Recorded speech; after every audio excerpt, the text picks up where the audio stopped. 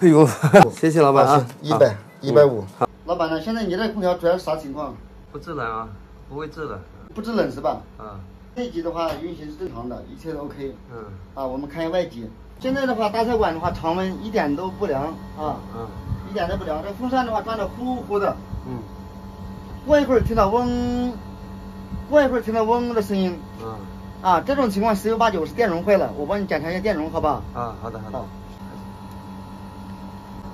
走。老板呢？这个电容就是你上面拆下来的电容。对。这个电容换一下的话是150块钱。好。电容坏了。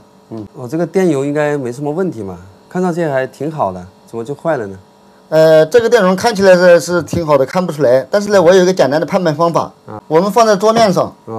你看。它是晃动。它会晃动。像我这个电容的话，放在桌面上你看，看。对。看不一样，因为底部呢，它底部鼓起来了。证明的话，这里面已经爆掉了。这是一种判断方法。变形。我说你的电容坏了，你不信，我现在有第二种方法，我给它通上220的电，碰一下，看有没有火花。如果火花有的话，就证明是好的；没有的话，这证明是坏的。直接插电？对。会不会有危险啊？有没有危险是吧？没事的，我在这里我都不怕了，你怕什么？这220的电是吧？现在的话已经通了220的电。我们把它拔下来。拔下来先放这里。我这个好电容的话，我也给你通个220的电。正负极搞错没有？没有吧？这个是我的电容，我也通了220的电。等一下我们验证一下。这个也通了220的电。好，拔下来。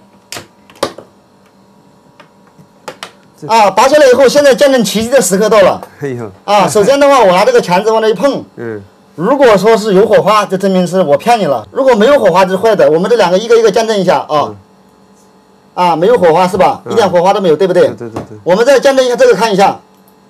看一下。老铁们一起见证一下。哎呦。老铁们这是证明，这是也是一种方法。老板，这你亲自见证了吧？对。还有一种判断的方法，我们就用万能表这是你的电容，我们量一下看看。夹好表笔表笔碰好。碰好的话，就把近距离给老铁们看一下。0.9纳发，0.9纳发明显是不合格，因为你这是245的电容，245微发的电容。好，这个证明是坏了。那么再量一下我这个，我这个也是25微发的，给老铁们见证一下。近距离给老铁们看一下，24.55，证明是好的那么以上3种方法。从这个外形上看，有些是鼓包的，底部不平，或者说冒油的，或者说胀开的，都是坏的。如果说外边看起来不明显的话，我们刚才用放电法也是 OK 的，万能表测量法也是 OK 的。以上3种方法，希望对各位老铁们有用。这样的话，老板花了钱的话，他心服口服，他绝对不会说是我骗他。对。那么我们现在开始更换。小心点啊。哇。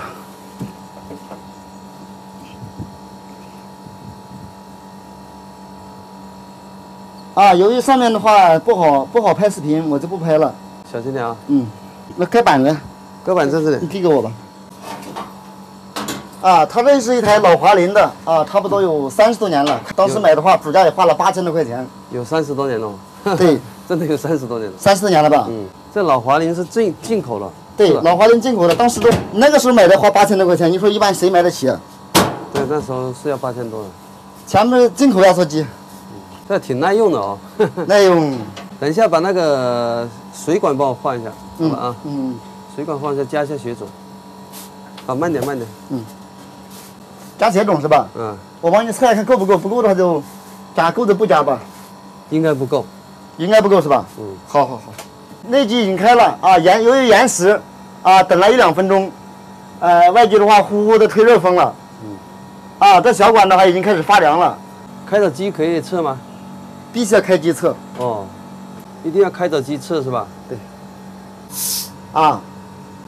是不够血种吗？血种够。够吗？够血种，要不要再加一点点行不行呢？不用加。够血种是吧？够血种反而还多，你这个可能还稀，外机可能还稀。那帮我清一下吧。今天要改天清行不行？老铁们看一下，有6公斤压力，老板说加血种，加血种，让我给他加点血种。老铁们，你们说用不用加嘞？根本都不用加，血种有多的。可能是外机太脏了，洗一下。那么呢，今天的话我就不给他加血种了。有很多老铁都说豆哥套路，我把上门的生意推到外面去啊。老铁们说豆哥是不是那样的人啊？所以说我们的话都是凭着良心做事的，他不需要加血种，我都不该加血种的。老板，你的血种是完全不要加的。电容就刚才电容一换，后面的话外机洗一下就 OK 了，其他啥问题没有。改天过来帮我清洗一下外机。对，30年的老空调了，啥问题没有。很脏了啊，要洗一下外机。因为这电容坏了，它是一种正常现象啊，时间长了，那我就拆下来了。好，谢谢啊。现在的话，治理效果的话很 OK， 老板你说怎么样？可以，没问题了啊。老板，那个空调的话你也确认 OK 了 ，OK 的话，那你把那个费用给一下吧。好。换电容是150块钱，你说叫我加血种，我不给你加，为什么不加了？因为你够血种。好。我们做事的话都对得起良心的。对，这老板凭良心做事。好，谢谢啊，150块啊。150。谢谢老板啊。150。好。那么今天的话就到此结束，老板的话也非常认可，非常满意。好。